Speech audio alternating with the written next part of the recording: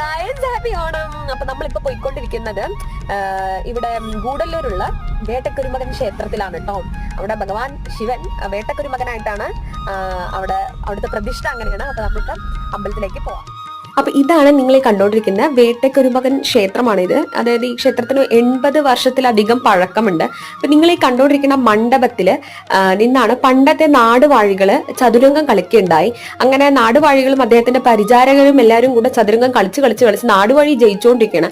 അപ്പൊ അദ്ദേഹം വളരെയധികം അഹങ്കാരത്തോടു കൂടി നിൽക്കുമ്പോൾ കാണുന്ന കുന്നിൻ ചെരുവിൽ നിന്ന് ഒരു വേടൻ ഇറങ്ങി വരികയുണ്ടായി.